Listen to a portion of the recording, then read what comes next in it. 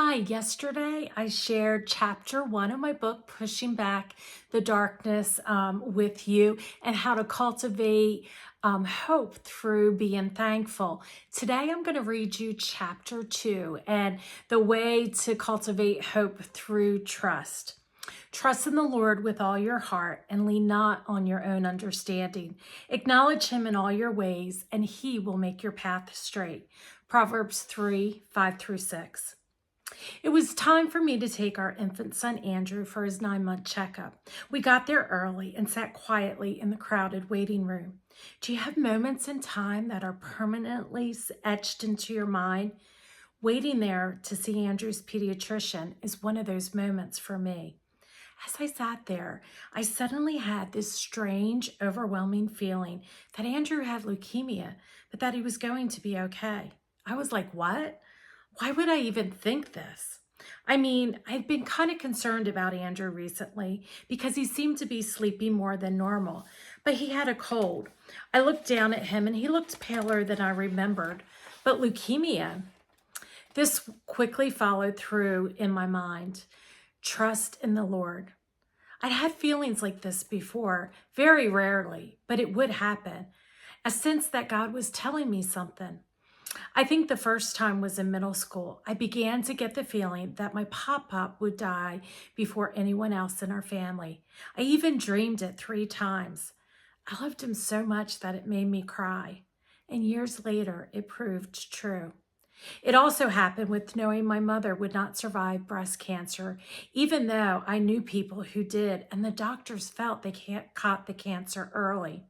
And now it was happening again. My head was spinning by the time the nurse called Andrew's name.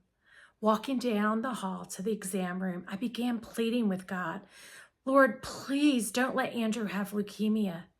As the nurse began taking his vitals, I convinced myself I was just being irrational. Then, when the doctor, who was not our usual pediatrician, entered the room, my chest got tight again. I tried to push down the building panic I was feeling. As casually as I could, I asked, Andrew seems to be sleeping a little bit more than usual. Do you think that it's something we should be concerned about? The doctor glanced over at me and replied, Andrew was fighting a cold, right? Babies often sleep more when they're sick. I quietly said yes and nodded. Then I asked, do you think Andrew seems a little paler than usual? Again, the doctor looked at me and smiled. You just aren't used to having a ginger baby. They tend to have paler skin than kids with darker hair. How are you doing? I'm sorry to hear about your mom. I smiled and I said I missed her, but I was doing okay. In my mind, I thought, great, he thinks I'm being crazy out of grief. Well, maybe I am. I took a deep breath and tried to convince myself again that Andrew was absolutely fine. Then something on Andrew's legs caught my eye. There were tiny bruises around his ankles. When did they appear? I could feel the panic re-emerging.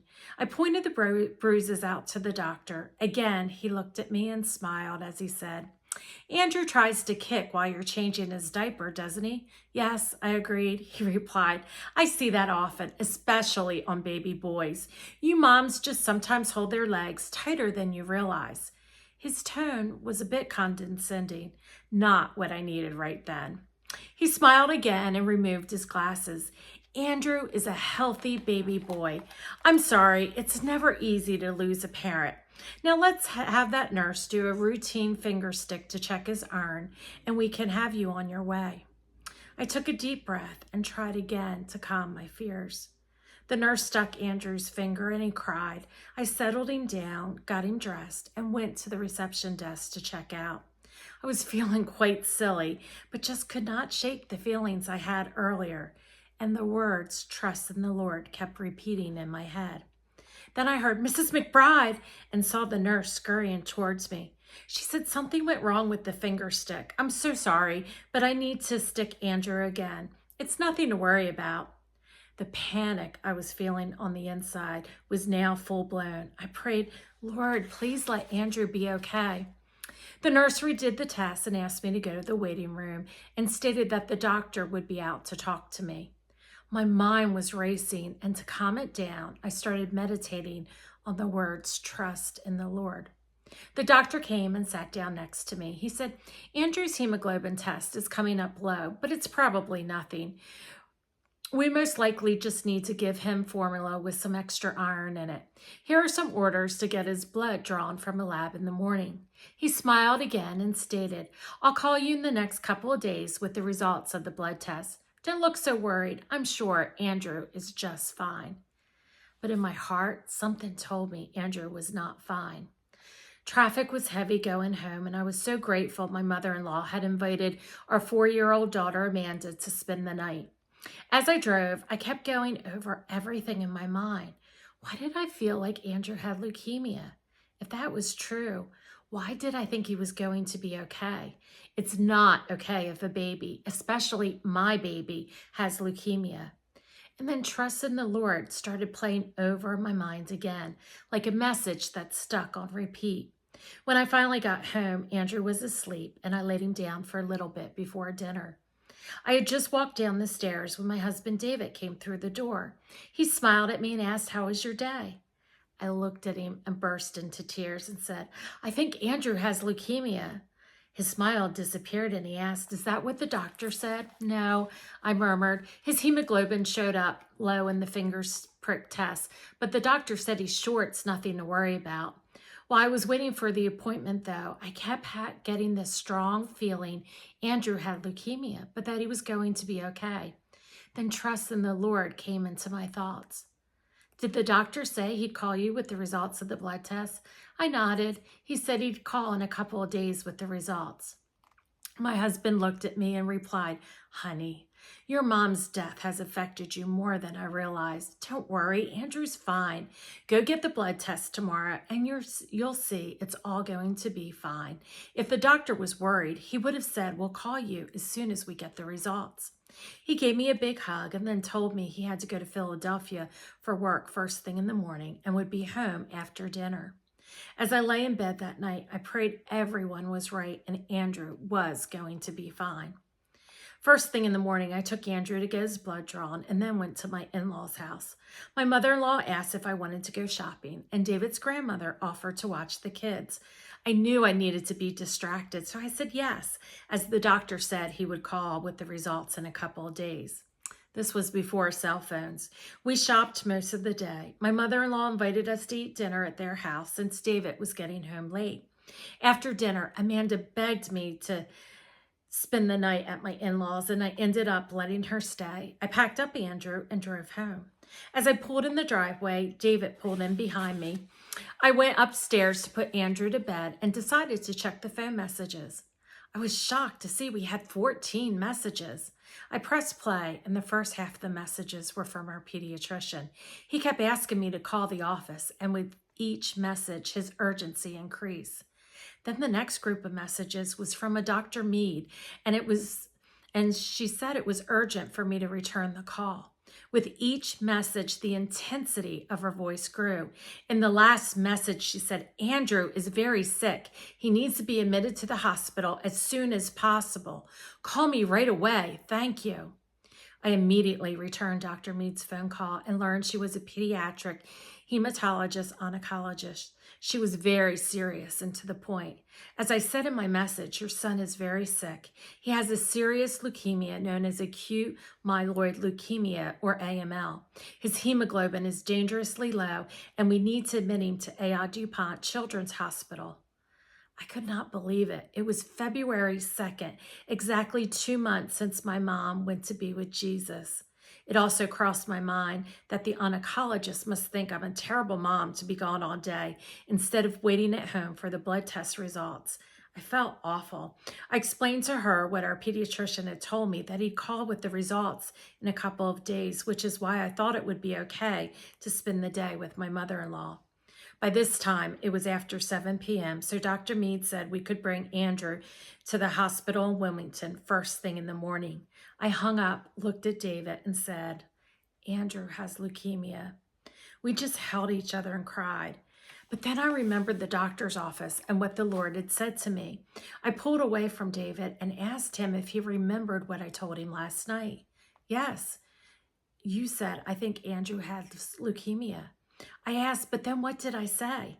He shook his head and said he didn't remember. And I said, I had the feeling Andrew had leukemia, but that he was going to be okay and to trust in the Lord. David replied, I forgot you said that. I looked at him and said, we are going to believe Andrew will be okay and trust in the Lord. David nodded his head in agreement.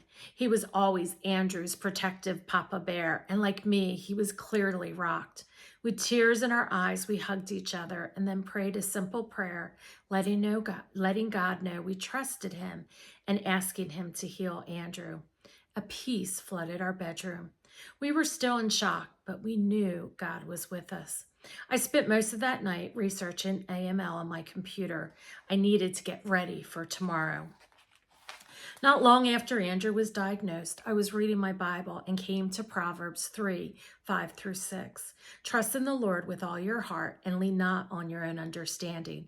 Acknowledge him in all your ways, and he will make your path straight. I was so excited to see the words the Lord had whispered to me were in the Bible, and the lean not on your own understanding really encouraged me. I was missing my mom like crazy, and Andrew was so sick. However, I clung to Proverbs 3:5. I knew in my heart the way through this was to trust God, even when things seemed to be getting worse and I didn't understand. Sometimes we are rendered completely helpless. Trusting God is our only option.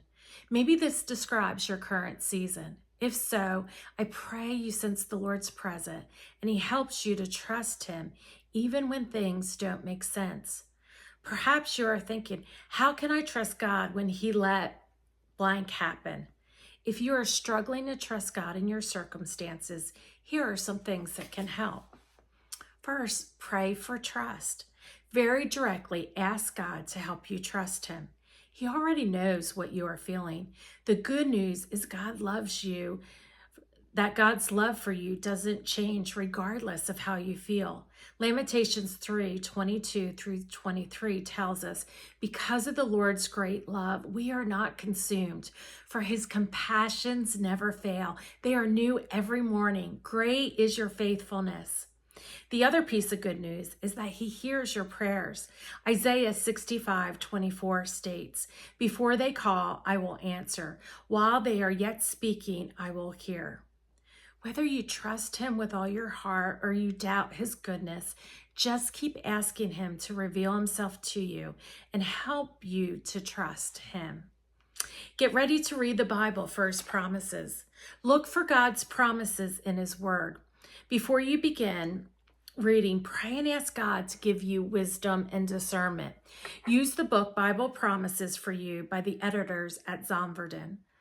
It's a small volume that pulls out and arranges all the promises from the Bible by topic. It can help you in using the Bible to find hope. Who trusted God? Know in the Bible who trusted God and how he worked in their lives. You can find an example of someone who trusted God in 1 Samuel 17.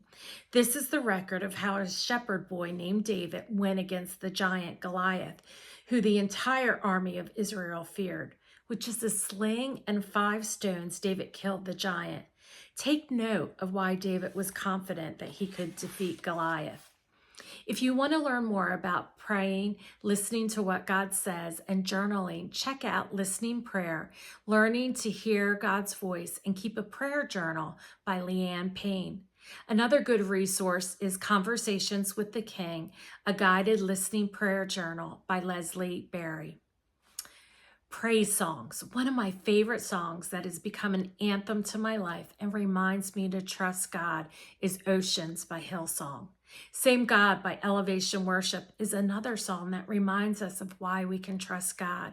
Just as he is the God of Jacob and others in the Bible, he can do the same for me and for you, what he did for those heroes of the faith. Check out these podcasts. Dr. Tim Keller, Trusting God in Difficult Times, Psalm 91. My prayer is that it will give you faith to believe God is at work in your situation and that you can trust him. more than one arrow in your quiver. Like with the strategies of sharing and being thankful in dark places, I'm not saying all you have to do is trust God and everything will be rainbow and unicorns. However, when you begin to attack the situation from different angles and combine these practices, just like a doctor who uses surgery, radiation, and chemotherapy on the cancer, you may find that something particularly resonates with you, or that the combination effect of these practices work better than just relying on one. Deliberately choosing and working to trust God, even when things do not make sense, gave me the sliver of hope I needed in the darkness of my sweet baby boy having leukemia. Trusting God helped me believe that somehow we would eventually climb out of the valley. So I encourage you to keep seeking God and asking Him to reveal Himself to you. As you learn to trust Him, you will see how trust gives hope and helps to usher the light into your valley. Isaiah 12:2. Surely God is my salvation. I will trust and not be afraid. The Lord is my strength and my song. He has become my salvation.